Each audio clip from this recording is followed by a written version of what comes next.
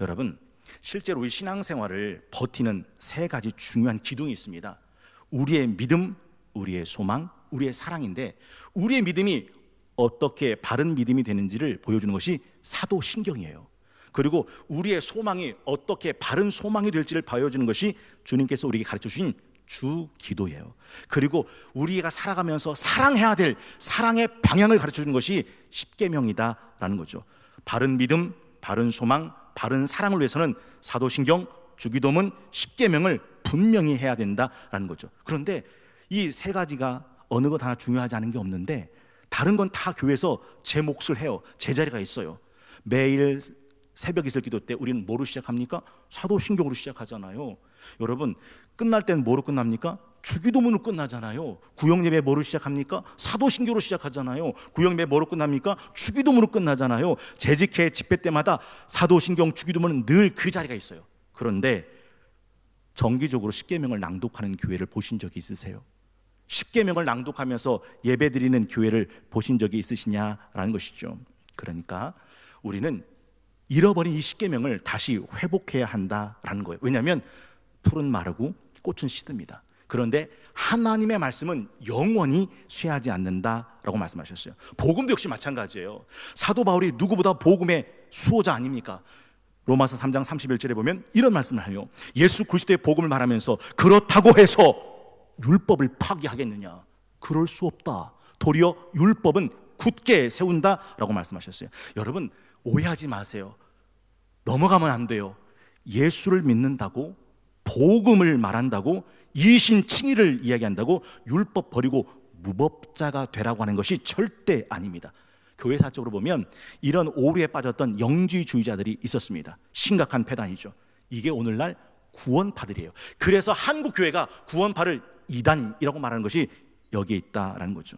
바울은요, 에베소 교회 사람들에게 가만히 보니까 신앙생활은 열심히 하는 것 같은데 조금 이상해요. 그래서 한 가지 묻습니다. 너희가 믿을 때 성령을 받았느냐? 신앙생활을 하는데 이상해요. 믿을 때 성령 받았느냐? 저는 한국 교회에게 묻고 싶은 겁니다. 믿을 때 십계명을 지켰냐고. 여러분, 이건 굉장히 중요하죠. 하나고 공부할 때 사서 삼경을 이야기하죠. 사서가 뭐죠? 노노맹자 대학 중용입니다. 삼경은 뭐죠? 시경, 서경, 역경입니다. 여기다가 춘추경과 예경을 합치면 사서 오경이 되죠. 근데 이 사서 오경을 시작하는 근간이 되는 것이 있습니다. 혹시 그게 뭔지 아십니까? 그게 천자문입니다. 하늘천, 따지, 거무현, 누르황, 지부, 집주, 넓으롱, 거칠황 라고 말한 이 천자문에서부터 사서 삼경으로 들어가는 거죠. 그러니까 천자문을 하지 않고 사서 삼경을 공부할 수가 없어요. 십계명은 영적인 천자문입니다. 십계명을 통하지 않고 신앙생활을 한다는 것은 천자문도 하지 않고 사서 삼경을 배우겠다고 덤벼드는 것 같아요. 예수님 말씀하셨습니다. 진리를 알지니 진리가 너희를 자유케 하리라. 똑같아요. 십계명을 알지니 십계명이 너희를 자유케 하리라 하는 거죠. 그래서 오늘 이 세 가지 함께 말씀을 나누려고 합니다. 십계명은 우리를 향하신 하나님의 사랑이다라는 사실이죠. 한번 따라해 보시겠습니다. 십계명은 우리를 향하신 하나님의 사랑입니다. 십계명을 이해할 때 가장 중요한 것은 1계명이 뭐냐, 2계명이 뭐냐, 3계명, 4계명, 이건 대신계명. 5계명이 뭐냐, 6계명, 7계명, 8계명, 9계명, 10계명, 이건 대인계명. 각각의 계명을 아는 것보다 더 중요한 게 있어요. 이 계명을 주신 하나님이 어떤 분이시냐, 이걸 아는 것이 핵심이다라는 거죠. 오늘 10가지 계명을 주신 하나님이 어떤 분이십니까? 2절입니다. 함께 합독합니다. 시작. 나는 너를 애굽 땅 종되었던 집에서 인도해낸 내 하나님 여호와니라. 여러분, 애굽 땅이 어떤 땅이었습니까? 종되었던 땅이었습니다. 학대, 고역, 자유가 없는 노예로 430년을 묶여있던 땅이었습니다. 그런데 그 땅에서 건져내신 나야. 십계명을 주신 분이 너를 애굽 땅 종되었던 집에서 인도해낸 나라고 라고 말씀하십니다. 여러분 보세요. 애굽 땅에서 건져내신 하나님이 이스라엘 백성에 자유를 주셨어요. 자유를 주신 하나님이 이스라엘 백성에 주신 십계명은 멍해일까요, 자유일까요? 물어보나 마나죠. 자유다라는 사실입니다. 십계명은 강압적인 명령이 아니라 사랑의 약속이다라는 것입니다. 여러분 기억나시죠? 칼빈 기독교 강요를 할 때 우리 송동교는 이렇게 인사하고 시작합니다. 배우면 알게 되고 알면 보이나니 그때 보는 것은 전과 같지 않습니다. 근데 이건 제가 만든 짝퉁입니다. 원본은 사랑하면 알게 되고 알면 보이나니 그때 보는 건 전과 같지 않습니다. 이게 원본이다라는 것이죠.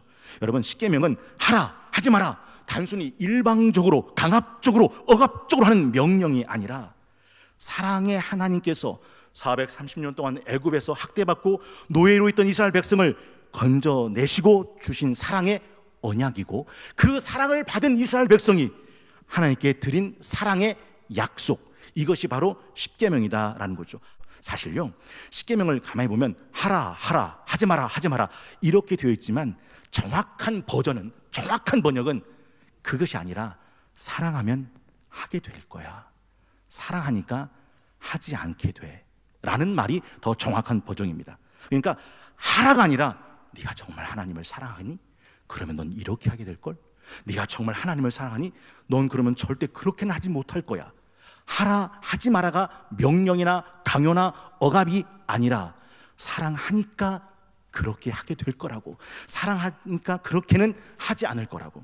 제가 오늘 딱딱한 십계명 묵상하면서 그 십계명 앞에 제 이름을 넣었어요. 흐르는 눈물을 감출 수가 없었어요.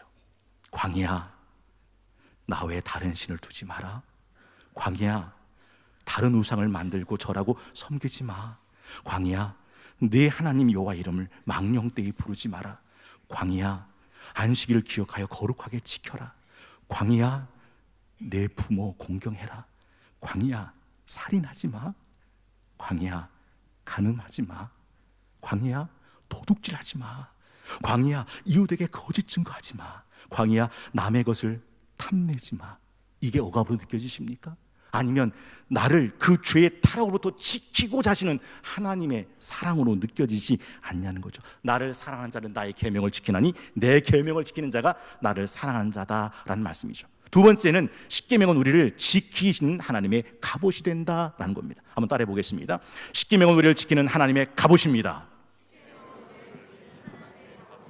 성경은 모두 몇 절로 되어 있습니까? 31,171절. 읽어보시다 보면 그냥 말씀을 읽었을 뿐인데 힘이 되고 용기가 되고 위로가 되고 확신이 되는 말씀도 있습니다. 근데 그냥 읽었을 뿐인데 갑자기 무서워지는 말씀도 있습니다. 제가 제일 두려워하는 말씀 중에 하나가 잠언 14장 12절에 있는 말씀이에요. 어떤 길은 사람의 보기에 바른데 필경은 사망의 길이다. 여러분, 아예 처음부터 이거 이렇게 살다가 내가 망하지 하는 길 가다가 망하는 건 무서운 거 아니에요. 어차피 내가 이렇게 살다가 망할 거라는 걸 내가 알고 걷고 알고 살다가 망하니까. 근데 문제는 뭐냐면 이게 옳아, 그래 이렇게 살아야지, 이렇게 살면 되지 라고 생각했는데 마지막에 사망이다. 이것보다 더 무서운 게 없다라는 거죠. 십계명이라는 게 여러 군데에서 자주 많이 붙잖아요. 그 중에 부부 십계명이라는 게 있어요. 제가 한번 찾아서 적어봤는데, 두 사람이 동시에 화를 내지 않는다. 아, 그래요. 둘 중에 하나만 화를 내면 괜찮아요. 뭐 때 문제가 돼요? 둘 다 화날 때가 문제가 되는 거죠. 일부 때 두 사람 동시에 화내면 어떻게 돼요? 그랬더니 어느 분이 그러더라고요. 절단 납니다 그러더라고요. 절단 납니다. 아마 그분도 절단 났던 것 같아요. 불이 나지 않고는 고함치지 않는다. 세 번째 계명이 하루 한 번 이상 칭찬하고 격려한다. 네 번째 계명이 다른 부부와는 비교하지 않는다. 다섯 번째 계명은 아픈 곳은 건드리지 않는다. 여섯 번째는 분노를 품고 잠들진 않는다. 일곱 번째는 처음 사랑과 처음 고백을 잊지 않는다. 여덟 번째는 숨기지 않고 거짓말은 하지 않는다. 아홉 번째는 상대방을 내 식대로 뜯어 고치겠다는 생각 자체는 내려놓는다. 마지막 열 번째는 둘만의 시간을 자주 갖는다. 여쭤볼게요. 이렇게 살아가는 부부는 안전할까요? 위험할까요? 안전하죠. 그렇습니다. 이 세상에 하나님께서 우리의 영과 혼과 몸을 지키시기 위해서 주신 십계명은 우리를 지키는 갑옷이 된다라는 거죠. 혹시 이런 말 들어보셨는지요? 인생길 절반을 지나 어두운 숲속에 있음을 알았을 때 난 어긋난 길에 서 있었다. 이게 단테 신곡에 처음 나오는 문구거든요. 여러분 인생에 얼마쯤 와보셨어요? 한번 잠깐 멈춰서서 내가 서 있는 자리를 보십시오. 안전한 길입니까? 아니면 어긋나 있는 길에 서 있으십니까? 23살, 우리 잘 알죠? 이거 1994년도 일요일 밤에 이휘재 씨의 그래 난 결심했어 인생극장, 요거를 만든 작가가 정진이라는 영화 감독이에요. 20살 때 이미 승승장구해서 사람들이 그를 천재라 불렀고, 본인도 내가 천재 같다라고 생각했고, 탁월한 감각과 연출력으로 20대 이미 인생 정점을 찍었던 사람입니다. 그러던 어느 날 일을 마치고 집으로 가는데 그날따라 비가 억수로 내리치는 겁니다. 그러니까 거북이 운전을 하는데 갑자기 슉 하고 새가 지나간 거예요. 그 빗길에. 야, 저러다가 큰일 나겠는데, 위험할 텐데. 그리고 한참을 다니는데 아니나 달라요, 슉 지나갔던 그 차가 뒤집어서 불타 사고가 난 겁니다. 그리고 집에 돌아왔습니다. 일기장에 이런 글을 썼어요. 도착해 보니 지옥이었다. 여기까지 오는 동안 너무나 많은 추월을 했다. 그 사건 이후 이 정진이라는 감독은 자기 자신을 돌아보기 시작했다고 합니다. 그렇습니다. 이 장진한 감독이 자기 삶을 돌아보면서 자기가 기고만장했던 걸 다 내려놓기 시작하면서 인생은 속도가 아니라 방향이라고 하는 것을 깨닫게 됐다라는 거죠. 여러분은 어떤 길에 서 있으세요? 지금 어떤 길을 걸어가고 계신 중이십니까? 로마서 3장 13절은 이렇게 말씀하죠. 그들의 목구멍은 열린 무덤이다. 그 혀는 속임을 일삼고 그 입술에는 독사의 독이 있고 그 입에는 저주와 악독이 가득하고 그 발은 피 흘리는 데 빠른다. 파멸과 고생의 그 길에 있어 평강의 길을 알지 못하였고 그들의 눈앞에 하나님을 두려움이 없느니라 함과 같으니라. 그 입에 저주와 악독이 가득하고 파멸과 고생이 그 길에 있어 평강의 길을 알지 못하는 그 길을 내달리고 있지는 않은가? 왜 이런 길을 헤매게 됐던 것일까요? 딱 하나, 십계명을 잃어버렸기 때문입니다. 호세아 4장 6절에 말씀하시죠. 내 백성이 지식이 없어 망한다. 내가 지식을 버렸으니 나도 너를 내 재상 되지 못하게 할 것이다. 내가 내 하나님 율법을 잊었으니 나도 네 자녀들을 잊어버리리라.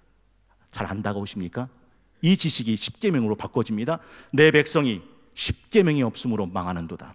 네가 십계명을 버렸으니 나도 너를 버려 내 재상이 되지 못하게 할 것이요 네가 내 하나님 십계명을 잊었으니 나도 내 자녀들을 잊어버리라. 여러분, 분명히 하나님은 교회를, 성도를 이 세상의 빛으로 만드셨습니다. 그런데 우리 다 잘 아는 대로 코로나 지나가면서 누구도 교회를 이제 기독교를 세상의 빛이라, 교회를 세상의 빛이라 말하지 않습니다. 부끄러운 수치입니다. 통계입니다. 기독교, 천주교, 불교, 사회에 어떤 종교가 신뢰할 수 있습니까? 기독교 수치가 발표하기도 부끄러울 정도로 한 자리에 끝났습니다. 여러분은 어떻게 생각하세요? 지난 5월 7일 성동화장 꽉 찬 주일을 예배를 마치고 얼마나 성도님들이 어머 너무너무 은혜로웠다고 교제국부터 시작해서 준비하신 모든 분들에게 감사를 하는 인사를 들었습니다. 우리 원로 장로님들의 신앙 영상, 와, 정말 신앙의 계보를 잇는다는 게 이렇게 자랑스러운 것인가를 우리 원로 장로님들을 통해서 배웠고, 홍랑주 권사님의 답사, 또 여신도의 그 야리야리한 옷을 입으시고 이제 부채춤을 이렇게 추시면서 예, 저는 어디다 눈을 둬야 될지를 몰라서 이렇게 그 중에 하나가 이제 교역자 특성이 좋았다고 하더라고요. 다시 한번요. 그 중에 하나가 교역자 특성이 좋았다고 하더라고요. 열심히 연습했어요. 사실 아무것도 아닌데 역시 박교원 목사님은 박교원 목사님이에요. 목사님, 이걸 이렇게 한번 바꿔보죠. 이렇게 화음 넣어보죠. 이렇게 한번 해보죠. 그냥 몇 번 만졌을 뿐인데 와, 엄청나게 은혜로운 찬양으로 둔갑을 하더라고요. 또 강영전 목사님은 맨 중앙에 딱 쓰셨는데 또 마이크를 이렇게 잡고 오, 근데 영상으로 보니까 굉장히 헤비메탈 그룹처럼 막 멋있게 나왔어요. 또 권민선 목사님은 생전 듣도 보도 못한 거 앉아가지고 쿵탕쿵탕쿵탕, 그게 뭐예요 그거? 그거 봐요, 한 번도 본 적 없는데 그걸 갖고 하시더라고요. 근데 진짜 교인들이 궁금해하는 건 담임 목사님은 짜가냐 아니면 진짜 친 거냐, 내기를 했답니다. 안 가르쳐 줄 거예요. 근데 제가 진짜 감동한 게 누군지 알아요? 김병훈 전도사님이에요. 김병훈 전도사님이 저희가 이제 연습을 하는데 제가 딱 잡아보니까 제 기타가 음이 안 맞아요. 그래가지고 기타 음이 안 맞네. 그랬더니 목사님 줘보시죠. 딱 보더니 이걸 잡고서 이제 뭐를 하는 거죠? 이걸 튜닝을 해요. 근데 이 튜닝할 때 아니 어떻게 튜닝을 해요? 했더니 핸드폰에 그 앱이 있더만요. 튜너키. 그래서 띵 쳤을 때 이 음이 어디서 밑으로 얼마나 플랫됐는지 얼마나 샵됐는지를 나타내줘요. 그래서 그걸 잡아주더라고요. 목사님 됐습니다 하고 딱 주는데, 이야, 잃어버린 음을 잡아서 주는 김병원 전도사님의 모습을 보면서 멋있다. 그랬어요. 멋있다. 오늘 그 김병원 전도사님이 처음으로 어른 장년부 설교를 해요. 나오셔야 되겠어요? 안 나오셔야 되겠어요? 밥만 먹고 가시겠어요? 예배 드리고 가시겠어요? 드셔요. 특별한 날에는 특별한 은혜가 있는 거예요. 제 말을 믿어보시라니까요. 그 김병원 전도사님의 설교예요. 제가 지금 무슨 말씀 드리냐면, 우리가 살다 보면 삶을 잃어버려요. 그러면 다시 잃어버린 음을 찾은 튜닝을 해야죠. 기준이 뭐라고요? 십계명. 그게 하나님의 튜너다라는 것이죠. 운전자가 안전벨트를 맵니다. 교통법규를 지킵니다. 신호등을 지킵니다. 중앙선 차선은 어떻게 보면 운전하는 사람들에겐 번거롭게 보일 수도 있어요. 그런데 그것이, 그 안전벨트가, 그 교통법규가, 그 신호등이, 그 중앙선이, 그 차선이 그 사람을 뭐예요? 지킨다라는 사실이지요. 여러분, 제가 일부 때 이런 말씀 드렸어요. 삼손은 나실인이었어요. 하나님의 사람. 근데 그 힘의 근원은 어디 있었습니까? 머리에 삭도를 대지 않은 긴 머리예요. 근데 이 삭도가 머리에 대지고 들릴라의 품 안에서 밀려지는 순간, 삼손은 머리만 밀린 게 아니라 힘도 잃었고, 힘만 잃은 게 아니라 두 눈도 뽑혔고, 두 눈만 뽑힌 게 아니라 노줄에 묶여서 연자맷돌을 돌리는 구경거리로 전락해요. 제가 무슨 말씀을 드리고 싶으냐면, 기독교인이 이 세상을 살아가는 나시린의 힘이 어디서 나오느냐? 십계명을 사랑하고 십계명을 듣고 배우고 지켜 살아가는 거예요. 십계명을 잃어버린 순간 삼손이 머리 밀린 것처럼 그 힘은 다 사라질 수밖에 없다라는 거죠. 한번 생각해 보십시오. 다른 신들을 섬기는 크리스찬들을 생각해 보십시오. 우상을 만들고 그 앞에 절하며 우상을 섬기는 크리스찬들을 생각해 보십시오. 하나님 이름을 망령되이 일컫는 크리스찬들을, 여호와의 안식일을 기억하여 거룩히 지키지 않는 것, 부모를 함부로 대하는 자식, 한번 생각해 보십시오. 오늘 김영환 집사님께서 기도를 하시는데 이 한 구절이 제 가슴에 팍 박히더라고요. 자녀를 기르는 부모에게 자녀를 기르는 것이 뭐가 아니라, 고통이 아니라 뭐가 되기를? 기쁨이 되기를. 그 한 구절의 기도문이 제 심장에 꽉 박혔어요. 그리고 생각했어요. 어머니 아버지는 날 기르시면서 우신 날과 웃으신 날들 중 어떤 날들이 많았을까 생각해 봤어요. 어머니는, 아버지는 나를 기르는 것이 어쩌면 고통이셨을 수도 있겠다 라는 생각을 쓰니까 정신이 번쩍 나는 거죠. 여러분, 목사가 목회한다고 부모님을 돌아보지 않는 목사라면 그 목사를 하나님이 기뻐하시겠습니까? 여러분 생각에 그 목사를 축복하시겠습니까? 하나님은 그런 분이 아니세요. 주 안에서 내 부모를 공경하라. 이는 약속 있는 첫 계명이니 네가 땅에서 잘되고 창수하리라. 그래요. 그런 신앙 생활을 잃어버렸을 때 그 신앙은 다 빛을 잃어. 삼손이 머리 잘린 것처럼 십계명을 잃어버린 크리스찬들은 아무 힘이 없다라는 거죠. 세 번째는 십계명을 살리는 하나님의 복음인데 1부 때 이걸 시간 관계상 하지 않았어요. 그래서 공평하게 2부 때도 안 하려고 해요. 김성영 안수사님의 이 웃음소리는 어떤 의미일까요? 할렐루야, 신납니다. 여러분, 제가 이런 말씀을 꼭 드리고 싶은 것이 하나 있어요. 십계명은 죽은 자들을 위한 계명이 아니에요. 살아있는 자들을 위한 계명이에요. 십계명을 지켜라, 구원받는다가 아니에요. 기억하십시오. 하나님이 십계명을 먼저 주셨습니까? 출애굽을 먼저 하셨습니까? 출애굽을 먼저 했다고요. 구원을 값없이 주신 거예요.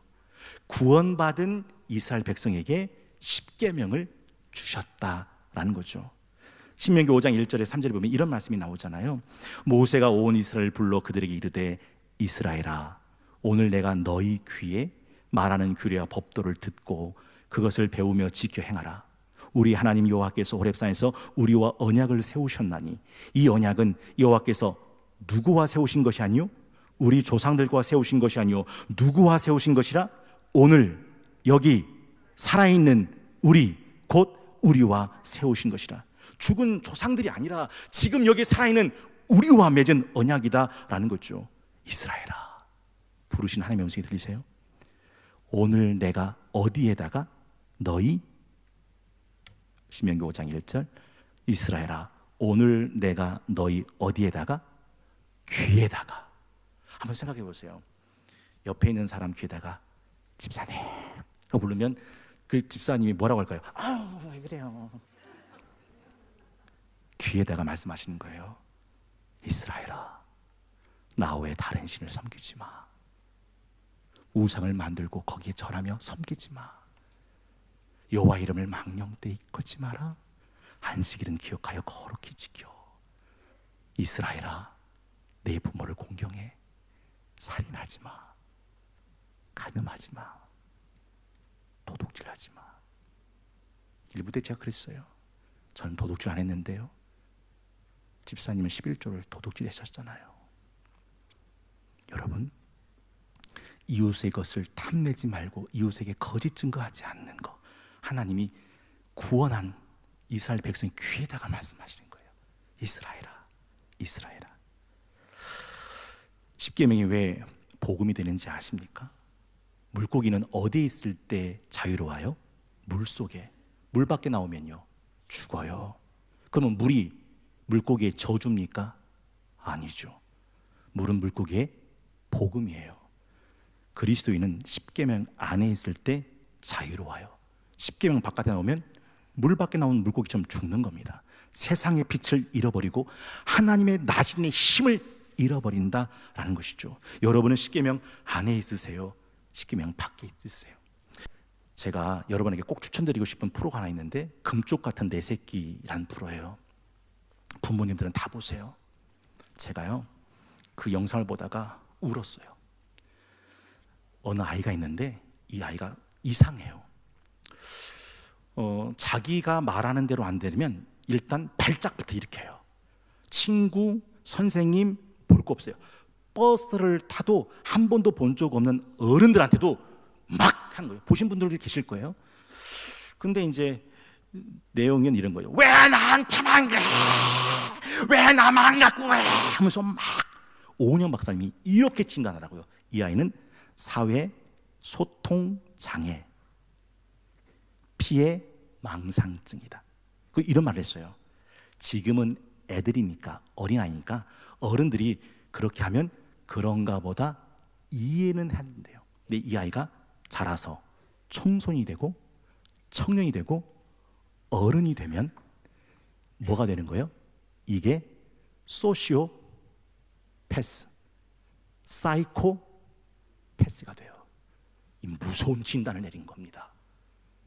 그때 그 아버지가 야 이놈아, 아빠가 그렇게 말하는데 왜 지금 그렇게 말을 안 들어?